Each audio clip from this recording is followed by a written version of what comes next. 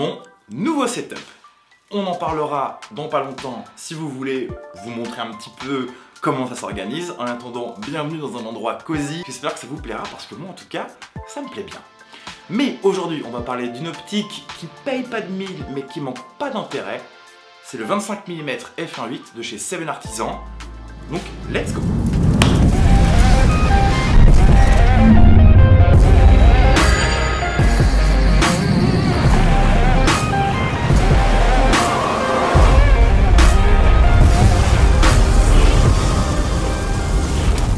Bon alors, Seven Artisan, c'est qui? Eh bien, c'est une boîte chinoise, plus précisément de Shenzhen.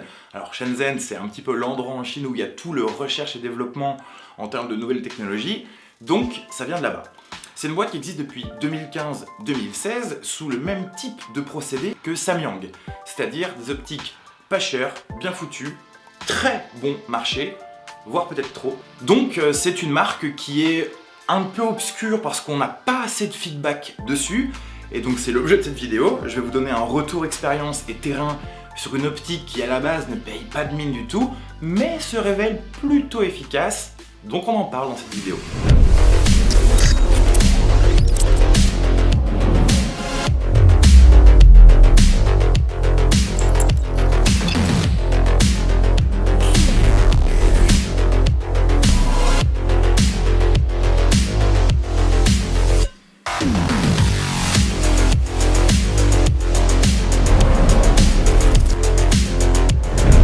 Seven Artisan, je vous le dis direct, on les trouve sur Wish.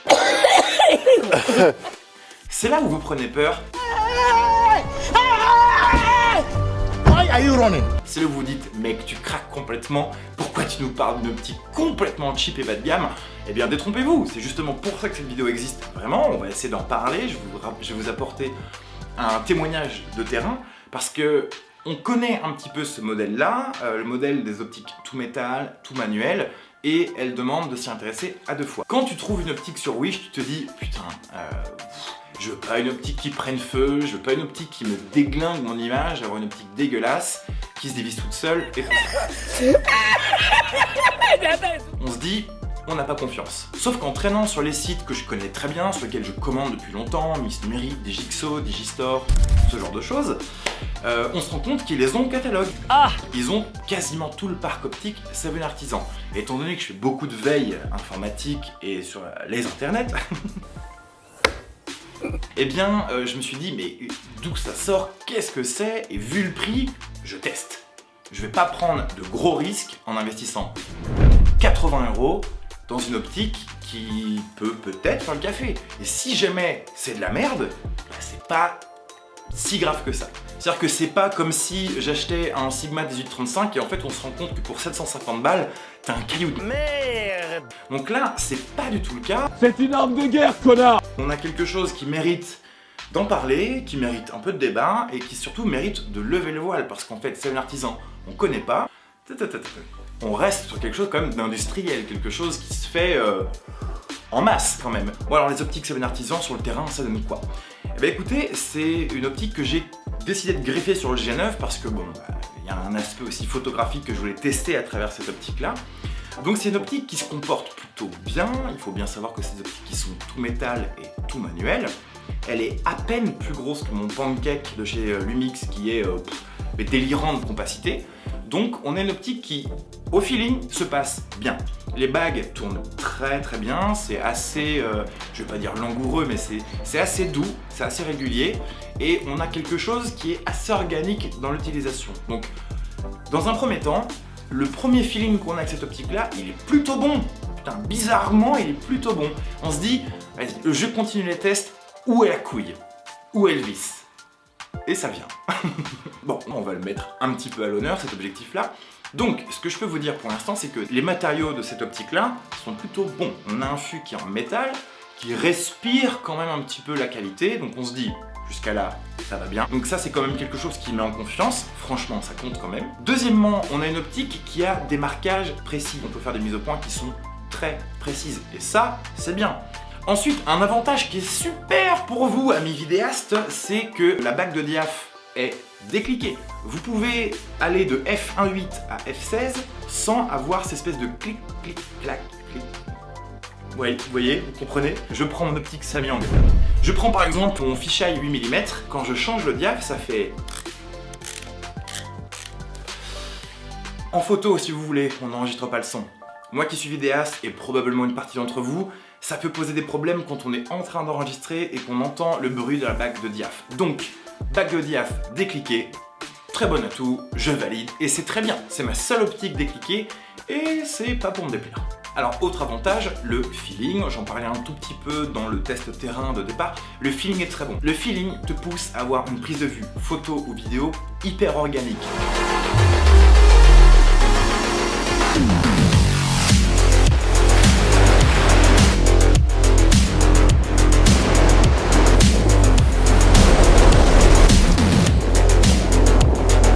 Tout de suite corps avec le boîtier, j'arrive à pouvoir faire une mise au point extrêmement précise parce que les bagues sont douces, sont longues, ça fait du bien.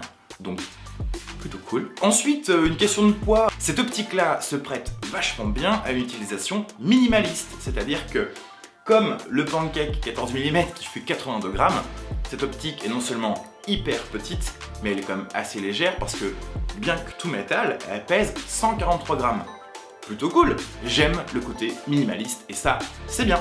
Bon, on va passer un petit peu ce genre de caractéristiques un peu chiantes, on n'est pas sur une chaîne de fiches techniques, mais l'optique a 5 groupes optiques et 7 éléments dedans. Et un truc qui est vachement bien, c'est que la mise au point minimale de l'objectif est à 18 cm. Vous pouvez quand même sortir du détail des choses de très près, vu que 50 mm c'est une focale qui est un peu serrée, relativement.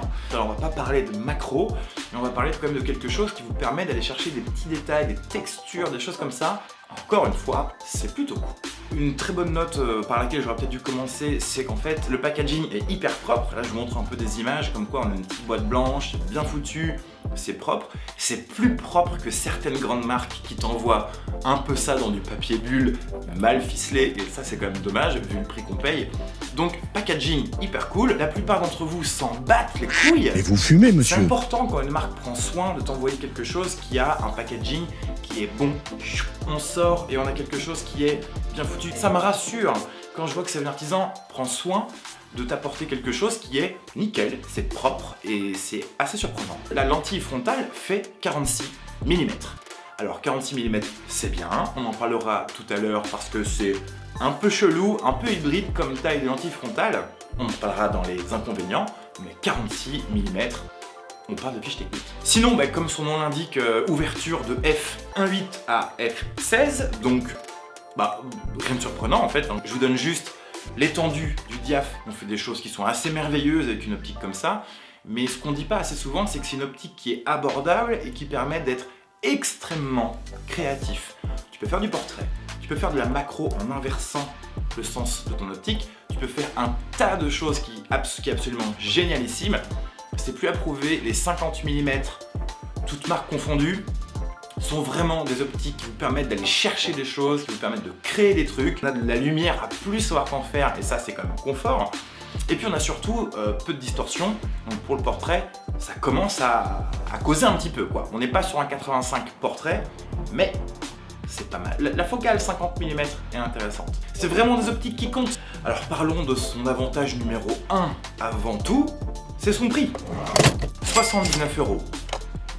79 €. C'est le prix pour avoir accès à de la focale fixe et ça, c'est cool. 79 € pour l'optique, 6 € pour le pare-soleil et je suis obligé de vous inciter, si vous voulez investir dans une optique comme celle-là, le 25 f1.8, investissez dans le pare-soleil, on en parlera tout à l'heure, c'est évident, vous devez le prendre. Oh là là, je vous tease, hein. Je sais que vous n'aimez pas ça. On en parlera un tout petit peu après dans les inconvénients, mais le prix, il est excessivement abordable et donc je me dis que pour ceux d'entre vous qui ont par exemple un kit 1235 ou un 1260 de chez Lumix, Leica, vous avez des focales qui savent se prêter à beaucoup de types d'environnements différents, beaucoup de contextes différents et c'est bien. Mais vous savez que vous avez une ouverture qui est f3.5, c'est limite pour du micro 4/3, c'est un peu short. Ça fait partie de ces rares optiques là qui te permettent de pouvoir investir dans quelque chose où tu sais que tu vas avoir un bokeh tueur, 2, beaucoup de lumière, donc tu vas pouvoir travailler avec ton triangle d'exposition avec un peu plus d'amplitude. ça c'est plutôt cool. Si demain vous filmez un concert, ou que vous êtes en soirée, ou une ville la nuit, un truc comme ça, avoir du 1.8, c'est magnifique. Faire du portrait à 1.8, c'est merveilleux. Les optiques fixes ont des buts qui sont extrêmement précis. Profitez-en, parce que à ce prix-là, ça vous ouvre les portes de nouvelles expériences comme celle du portrait. Et moi je trouve que c'est cool, c'est hyper ludique, et à ce prix-là, faut pas trop s'en priver. Alors ensuite, on se dit, alors Cévennes Artisan, c'est cool, ouais, ok. Ils ont quoi d'autre? Eh bien écoutez, j'étais premier surpris, mais il y a un parc optique qui est plutôt pas mal, qui est plutôt installé, assez élaboré. On va d'un 7.5 f2.8 en passant par un 35 f0.95.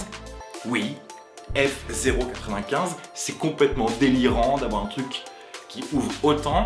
Là, je peux vous dire que des bokeh de tueurs, c'est à tire-larigot, vous pouvez y aller. Perso, eh ben, je pense que je vais investir un petit peu dans, mettons, le 7.5, f2.8, qui me semble être une optique intéressante, vu que je suis fan de fisheye. Alors, j'ai plus tous les chiffres en tête, mais en tout cas, sachez qu'il y a quasiment tout.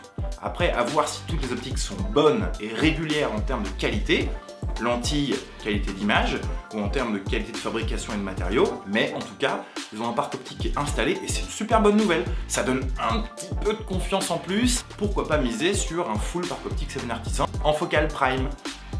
C'est plutôt un bon indicateur, malgré tout. Les inconvénients, parce qu'il y en a, évidemment qu'il y en a. Vu le prix, il y a bien un truc qui se cache. Donc quoi?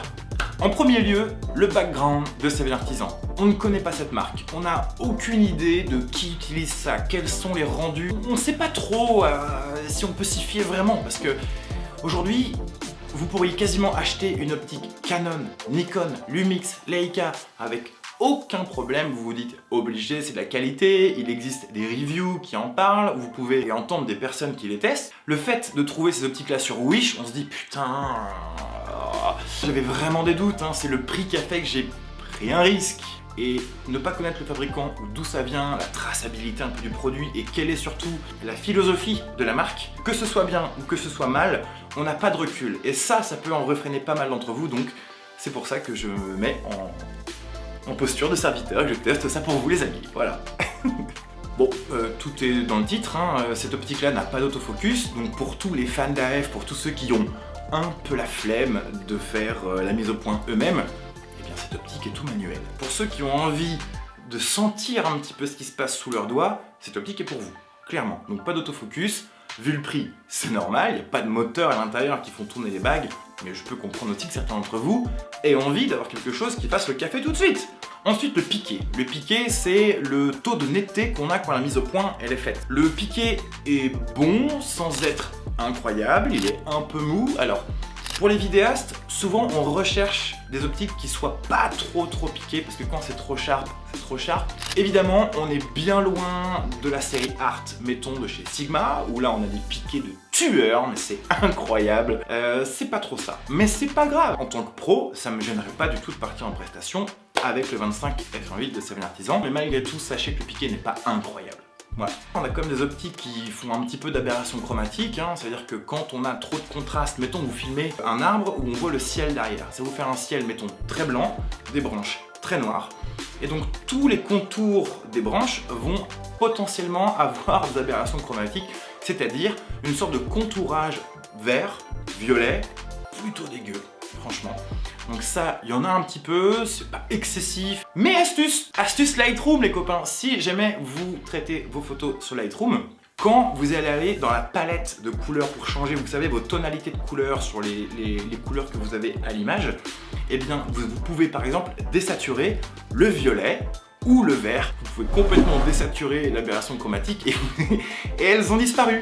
Petit tips des familles, donc de rien, voilà, c'est génial. La mise au point, je vous en parlais tout à l'heure, elle était plutôt précise, plutôt pas mal.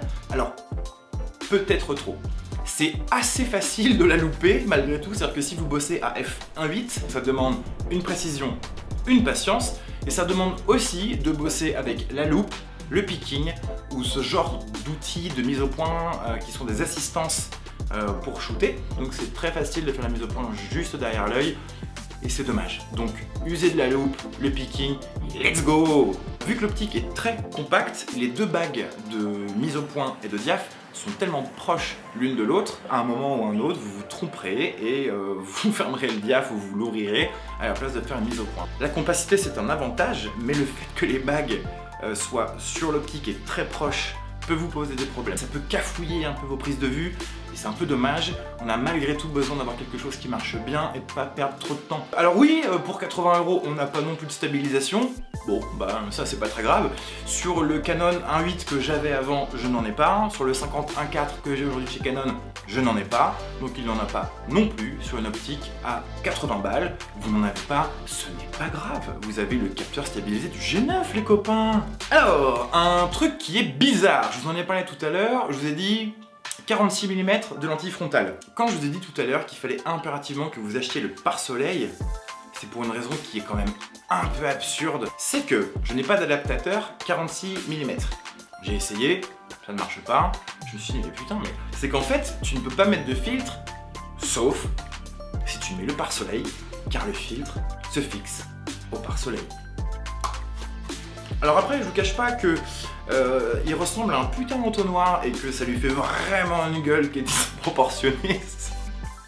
C'est assez ridicule, mais on peut quand même mettre des filtres polarisants, ND, ce que vous voulez, et ça c'est bizarre.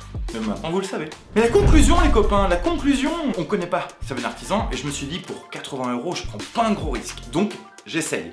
J'ai pas besoin d'un 50 mm f1.8, mais j'avais besoin d'en savoir plus sur cette marque-là. Donc, écoutez, après 2 à 3 semaines de tests plutôt intensifs, je trouve que c'est une bonne optique. Je vous la conseille pour les petites bourses, et pas n'importe lesquelles. Si vous n'avez pas forcément les moyens d'acheter, mettons le 25 mm f1.7 de chez Lumix, qui est à 169 € je crois, pour moitié moins, vous avez une optique qui sait bien faire les choses. C'est pas une optique qui est extraordinaire, je pense qu'elle va moyennement bien vieillir. Une optique qui n'est donc pas tropicalisée, qui a peut-être des matériaux qui vont s'avérer ok au début, peut-être moins à la fin. Malgré tout, pour le prix, vous prenez pas un énorme risque si vous achetez, mettons, un 25-1.8. Et je trouve que l'optique me propose des choses que j'aime bien. Donc je la conseille à tous ceux qui ont, mettons, une seule optique qui fait tout bien, type 12-60, et qui veulent se dire, j'ai envie de faire un peu de portrait, j'ai envie d'avoir plus de lumière, et j'ai envie d'avoir une optique qui soit spécifique, et surtout de tester les avantages des Prime focal fixe. On sent que c'est une marque qui a besoin de s'installer, on sent que c'est une marque qui a besoin de vous pour exister, et on a besoin aussi de faire des reviews dessus. Il y avait un trou un peu sur internet, sur YouTube, sur les reviews de cette optique-là. Je me dis, avec mes besoins et mes exigences de professionnel, est-ce que je peux vous apporter quelque chose de légitime? Il me dit que l'optique est pas mal, j'essaie. Ne prenez pas tout non plus pour argent comptant, cette optique-là n'est pas la meilleure optique du monde. Elle peut, j'imagine, réserver des surprises un peu cheloues. Samyang, au début, vous n'en vouliez pas. Je n'en voulais pas. Mais avec des recherches, on se rend compte qu'ils ont une irrégularité en termes de qualité d'optique, mais ils ont des optiques qui sont incroyables. Je pense au 14 f2.8 que je possède, qui est une optique qui est super maintenant cotée pour les étoiles. Je pense au 35 f1.4 qui est très bon aussi. Il y a aussi des jouets, c'est-à-dire qu'il y a aussi des 500 mm f8 ou f16, je sais plus tout à fait, mais qui sont des optiques qui sont des jouets. Mais finalement, Samyang, ils ont réussi à s'implanter sur le marché tellement bien qu'ils ont réussi à refaire tout leur parc optique de ce qu'ils avaient déjà produit avant. Ils en ont refait une toute nouvelle version, et puis avec surtout un aspect un peu plus quali, un clem. À mon avis, il va y avoir un peu d'irrégularité en qualité. Je vous tiendrai au courant si je fais d'autres investissements. En attendant, moi je valide cette optique-là pour 80 €. Vous prenez pas un gros risque et vous entrez dans le monde du prime avec des optiques avec des grandes ouvertures qui peuvent vous faire de bons gros cafés des familles. Et ça, les cafés, on aime bien au fichier. Donc voilà. J'espère que cette vidéo vous a plu parce que je me suis testé sur une optique qui me teasait. Je vous ai même teasé un petit peu sur Instagram, sur les réseaux. Oh, d'ailleurs, Instagram, je vous l'ai pas dit, mais il y a Instagram le fichier, donc vous pouvez aller voir là-dessus. Il y a des petites choses en plus. Vous connaissez la suite. En tout cas, voilà, c'était tout pour moi. Moi, je suis hyper content de vous retrouver dans ce nouveau setup.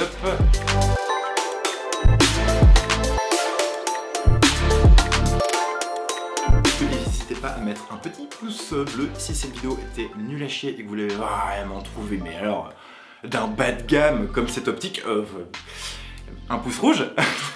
Et puis sinon, écoutez, abonnez-vous, plus on est de fous, plus on rit. Vous êtes toujours là et c'est trop cool. La motive comme jamais. Je vous dis à très bientôt les copains. Salut